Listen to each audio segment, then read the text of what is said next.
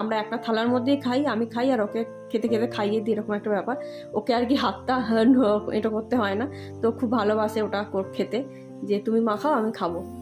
তো তারপর দুপুরবেলা একটু আমি বানিয়ে নিয়েছিলাম চিড়ের পোলাও, যেহেতু ভাত খেয়ে নিয়েছিলাম অনেকটা তাড়াতাড়ি, আর আজকে ফলও খাইনি, তো খিদে পেয়ে গেছিলো, তো একটুখানি চিড়ের পোলাও বানিয়ে নিয়েছিলাম ওই 3টে নাগাদ, সব রকম সবজি দিয়ে।